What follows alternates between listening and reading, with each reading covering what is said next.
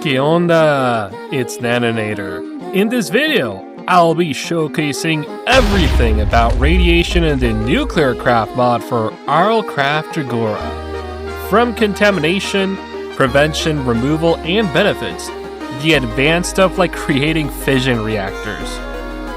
Being honest, this is all pretty complicated stuff, but with help from some friends, community members, and lots of investigation, this guide should summarize and simplify everything. Focus on the stuff an average player will care about, saving the complex stuff for the end. Should you want to squeeze everything you can from this? If any of this helps, I really appreciate subscriptions and likes as they push me to keep going too. The Modpack main developer Black Used will also plans to expand on this with other cool features. But this stuff should all work even then. Check timestamps on the screen to jump to topics you want to focus on right now. So, what is radiation? It is a mechanic that has been included onto RLCraft Dregora as a version 1.1.0, specifically from the NuclearCraft mod, which is meant to make the world harder overall. Any entity can get radiation, and it is measured between a value of 0 to 1,000 units of radiation, also known as rads. You can tell you're being irradiated by the radiation overlay effect on your screen. Higher levels get a stronger effect. You can't know the exact value by default, unless you either make or find a gauge or counter. Commonly found in bunkers. Why is there radiation? Some of the Modpack developers, including the main Black Eagle, wanted to improve the immersion onto the lore of the pack, which, in summary, revolves around the world having gone through a nuclear fallout. I recommend you check my lore video for more details. This, in turn, makes it harder to navigate certain biomes and endangers players who may not understand the mechanics and learn the hard way, which is, as some may say, the RLCraft way. As a matter of fact, there are many questbook quests you can follow to learn to better investigate this mod and complete it as a fun goal. There are various lore and instruction books spread across various structures in the world, so feel free to read some of them on the screen by pausing. Thanks to Little Shork, Orglebro, CrystalRock23, Dragon Neon, and Truce for aiding in their recollection. Also, as a small bonus, and spoiler alert, by the way, the developers added teleporters to the world. They are called Abyssal Gates, and there are 7 in total. To obtain their locations, just open your atlas in the center of the world. Super cool stuff. Apparently, they harness the power of the underneath to function. Have fun exploring and finding out where they lead to. Contamination! There are specific biomes that are irradiated, not all of them by default. These are mainly composed of biomes with parasites, easily identifiable as they host large, city-like buildings such as the Steppe, Lair of the Thing, Nuclear Swamp, and Nuclear Ruins. The worst one is the Wasteland biome with the highest radiation levels. Just a pair of minutes here is enough to get lethal doses. Note, there is a bit of radiation in the underneath dimension as well. Bunker structures can sometimes be found in normal biomes. Just make sure they have a yellow warning sign. This means they are contaminated, but are safe to explore for a while at least. Recommended to explore and get hazmat suits from, as well as other useful items for later use. Just stay away from any that have a red warning sign for now. You can see a bar of how much radiation you have and how much you're receiving by having a gauge or counter on your inventory. Commonly found in bunkers. If you left-click a mob with it on your hand, it will also tell you their radiation absorb. You can tell a chunk is irradiated by paying close attention to yellow particles coming off the ground. The particle screen effect on player screen, or if you're contaminated, you will get the contaminated debuff. More on it on the effect section. Be careful as even areas with no radiation can get contaminated too. Contamination is per chunk and spreads slowly. In general, neighboring chunks get about 10% of the radiation from those affected. But don't worry, it should stay in those biomes as long as you do not live near them or contaminate your own home. That being said, you can get irradiated by being in an irradiated biome. Yup, just standing around it is enough. Note that swinging in water of irradiated area doubles the amount you absorb, so stay dry. Holding or carrying irradiated items, this includes those on your shulker boxes, crates, tool belt, backpack, and even if you held it on your mouse. Getting hit by feral ghouls inflicts a bit of radiation too. They exclusively spawn in the wasteland biome. You can contaminate a chunk by 1. Having irradiated items on containers like chests, crates, backpacks, shulker boxes, etc. 2. Opening an ender chest that has irradiated items in said chunk. 3. Having irradiated items on yourself. Who would have guessed? 4. Dropping irradiated items on the floor. Those entities be poisoning. Radioactive liquid like contaminated water. Note, this burns on contact too, very similar to lava. Most contaminated items are only found in bunkers, Neptunian ingots, nuggets, and armor. Except the boots of Neptunian, by the way. It inflicts minimal amounts as well. Some machines and byproducts of crafting items from the mod can also cause it too, like depleted LEU-235 fuel, high-tier RTG generators, high-tier helium collectors, and plutonium. If you carefully read the item descriptions, they even tell you if they cause any radiation, so just keep that in mind. Effects. When you or other entities absorb enough radiation, you will get some special effects. Interestingly, it has 2 different ways to affect them. Players and neutral mobs, like villagers and cows, get negative effects, while hostile enemy mobs get positive effects. Remember how I mentioned radiation is measured between 0 and 1000 rad units? This is where you will see why it matters. At 20% radiation, or 200 units, you get Contaminated level 1, which gives the player the Weakness Potion debuff. At 30% radiation, or 300 units, you get Contaminated level 2, which gives Mining Fatigue on top of the previous weakness. You start seeing the pattern here, so I will be a bit more straightforward for the other effects. At 50%, you get Contamination level 3, which adds increased hunger and adds a special potion effect that reduces player max health to 75% max HP. At 70%, you get level 4, which increases the poison to cap at a max HP of 50%. At 90%, you get level 5, which will disable HP healing entirely and continue dealing damage infinitely. There are no other levels of contamination, but if you manage to reach 100% radiation, you will instantly die. Remember, this applies to players. Pet-enabled enemies like Lycanites and neutral mobs only. Enemy mobs like spiders, creepers, or other modded enemies get other effects instead. At level 1, they get speed 1. At level 2, they get strength 1. At level 3, they get resistance 1. At level 4, they get absorption 1. And at level 5, they gain regeneration 1. If you read the lore, you may learn that specifically for escape and room parasites, just by being radiated in any capacity, get severely weakened. They can have their HP reduced up to 50%, inflict 30% less damage, and 10% less armor. Big hint, guys, radiation is a natural deterrent of parasites. Wink, wink. Now knowing the dangers of radiation, you probably want to know how to prevent it, right?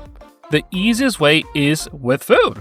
Over half of these are actually poisonous, so make sure to have a way to prevent or cure it. The following edible items give you radiation resistance: the pufferfish with 2, spider's eyes 0.5, as well as poisonous potatoes, rabbit stew at 0.1, beetroot 0.25, beetroot soup at 1.5. And I also want to mention chorus fruit, since, interestingly, this is the only food to increase rads you acquire, with 0.25 radiation. If you have access to flight, being high above ground of radiation biomes does not have any contamination. The best source of resistance, though, is the hazmat suit. Each piece gives some radiation resistance, but the full set gives a bonus 100,000 resistance.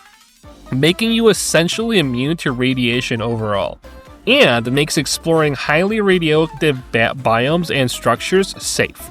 Just watch out for the armor's low durability should you be attacked. It can be crafted, but it's honestly pretty complicated and much easier to get from battle towers or bunker loot. If lucky, you can also find Rad X. This can be crafted as well.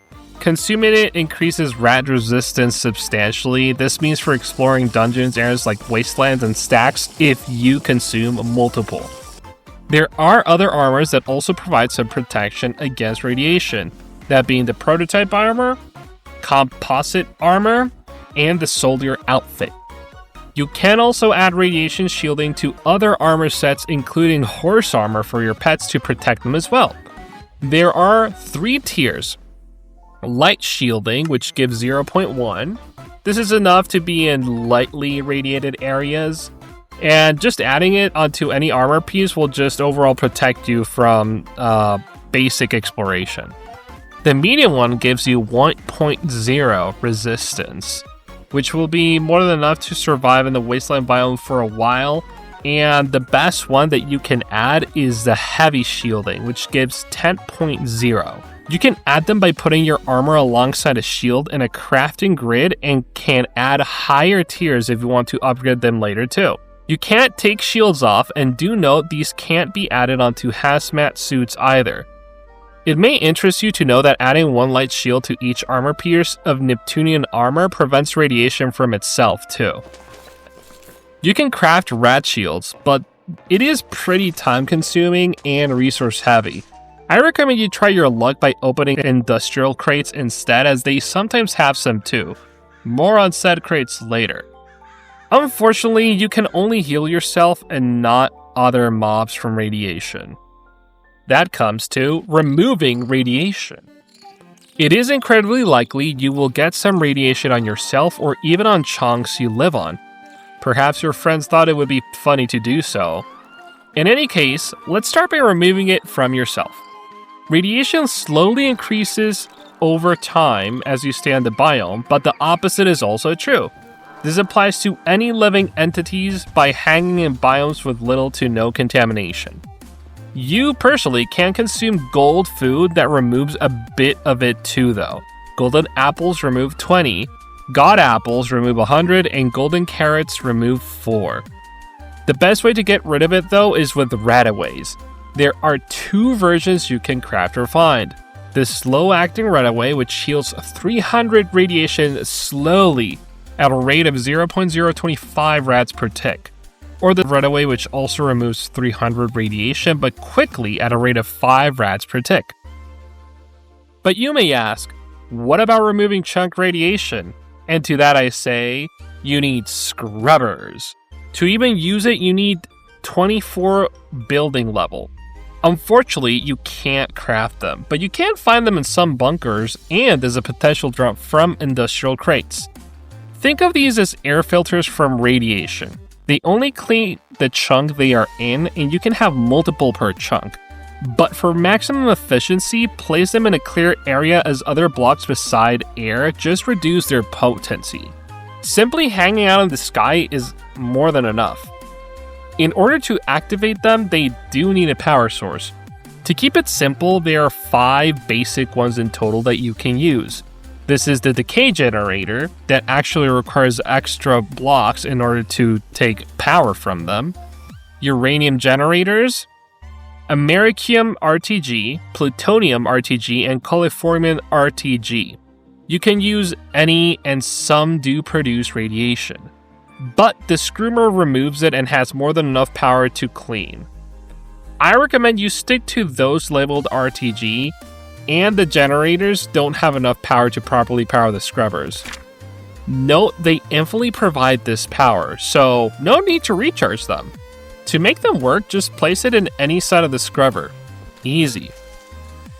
If you want to clean items you find in bunkers for any reason, unfortunately there is no direct way to do so. Your best way is to chuck them away. Keep them in a plated chest or combine 2 of them in the same item if they are durability, which will completely reset both items to their base form. Benefits. The benefits of this mod are pretty cool. They mostly come in new items mentioned so far, such as access to special item crafting, radiation shielding, hazmat suits. But the thing that most players are usually interested in is being able to reset sentient gear adaptations using LEU-235 fuel and getting increased resources like double blaze powder from rods and double bone meal from bones, or even turning rotten flesh into leather, all of which are done using the manufactory block. It also has access to the fastest item smelter, the nuclear furnace. Just look at it go! If you want to learn how to use these complex machines, I will go over them in the advanced section. As a reminder, parasites are negatively impacted to radiation too, so use that knowledge to your advantage. With that, we jump into headaches, where tech mod and nuclear basic lovers may rejoice. The advanced section. We're going to start with ore locations and uses. In total, there's 5 new ores you can find and mine to use for your benefit. Most of them are easily or exclusively found in the underneath or lost cities dimensions. First, we have lead, which is found deep in non-canyon biomes, the underneath, and the lost cities. This is the most basic ore you will need and use for all plating recipes, as it allows you to create basic plating and light radiation shielding. Boron is deep in mountains, the underneath, and LC, used to combine with steel ingots in an alloy furnace to make ferroboron alloy, used to make medium radiation shielding or tough alloy. Lithium ore, exclusive to the underneath and the lost cities. This ore is used only for one thing, and that is combining it in an alloy furnace with ferroboron alloy to make tough alloy, which in turn is only required to make advanced plating. Thorium, which is exclusive to the Abyssal Rift, the underneath, and LC. Remember, the Abyssal Rift is within the parasite biome that has brutal towers.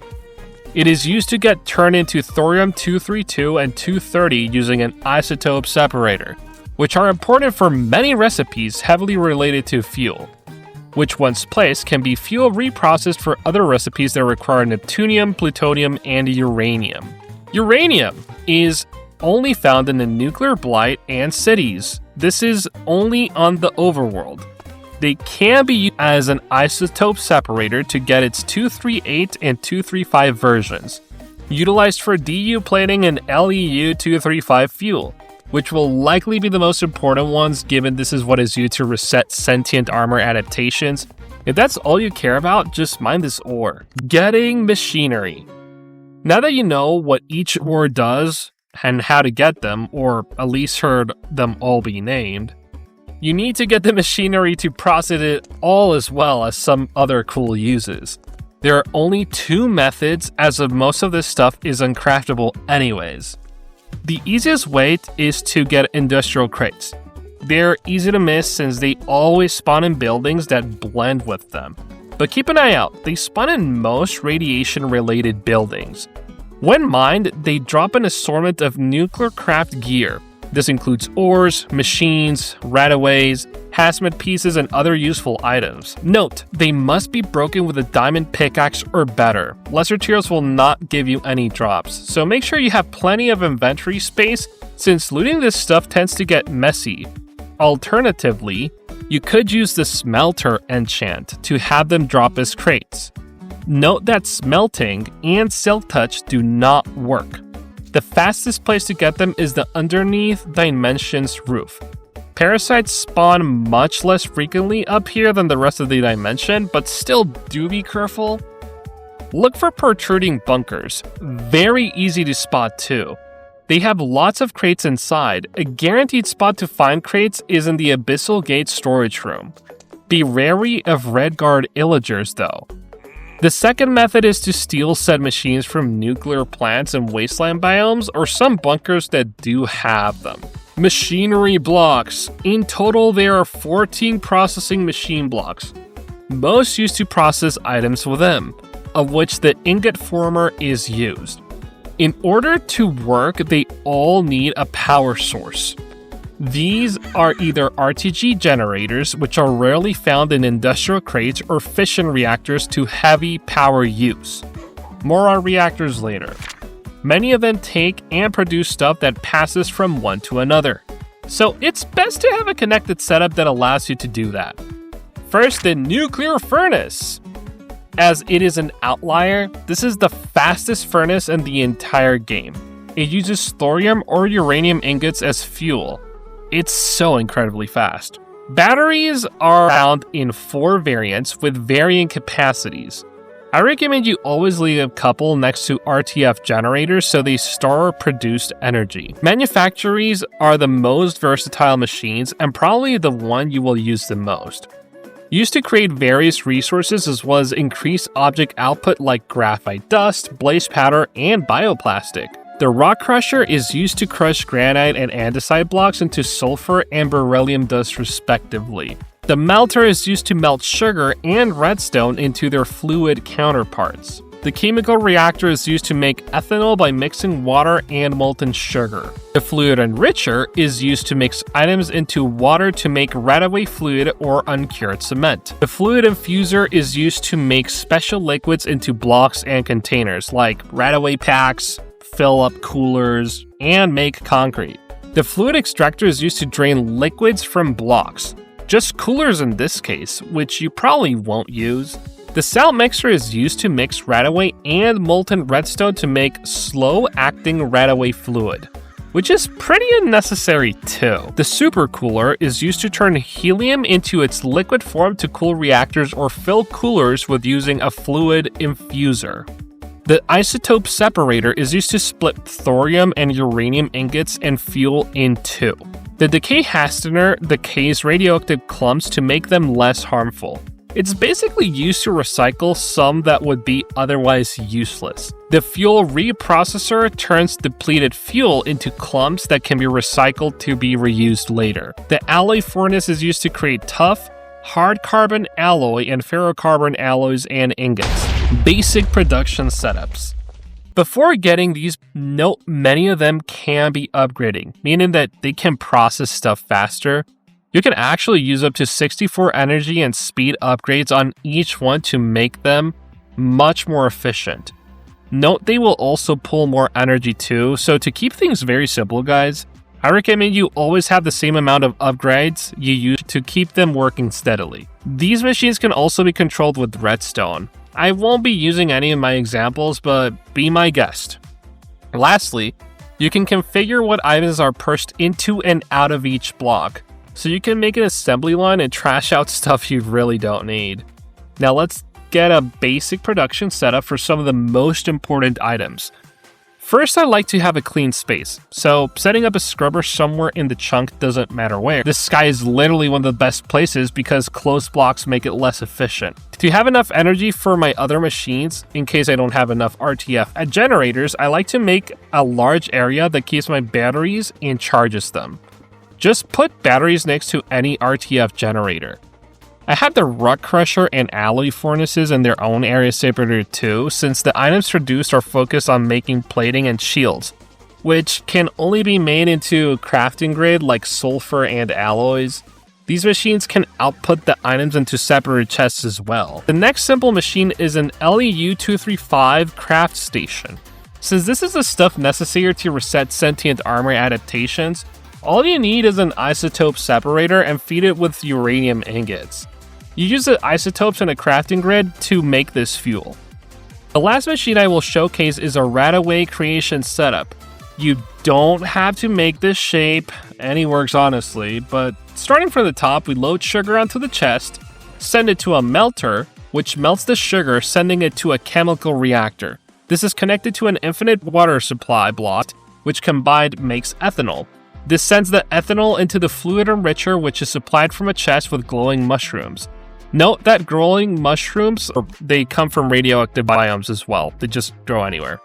The mushrooms and ethanol are then combined here to make right-of-way fluid, which is sent to the fluid infuser to make right-of-ways. But this machine also needs bioplastic to pack it up. So for that, we also need a manufactory down here that turns this sugarcane-filled chest into said bioplastic to send it to the fluid infuser. Finally, we combine them to make Runaway. Following this logic, you can turn this into a slow-acting variant as well. Interestingly, there's a complete setup that teaches you this machine to it in a special gigantic radiation bunker exclusive to nuclear wasteland biomes. Fission reactors. You may find yourself having some trouble producing enough power to keep all of these machines functional. You can get the power that you need from the RTF generators I previously mentioned, but if you will be using these mods machines heavily, fission reactors will be your best friend. But being completely honest, I don't think you really need to make one to get everything you need, since a single good RTF generator and some batteries are usually more than enough. But if you want to for the fun of it, or plan to make some mass productions with your friends on a server, let's get started. Fission reactors are large energy generators. I like to describe them as huge furnaces that burn nuclear fuel to produce electricity. The tricky part is that you have to completely design them yourself, and they can be made into different sizes. The only rule is that it must be enclosed in a square-like space. By this logic, you can literally make one with one space inside of it. But with only one block to your disposal in space, there is enough room to only generate power, which will quickly overheat and explode. Watch out, as this will damage the reactor, surrounding blocks, leak liquid corium, and heavily irradiate the area.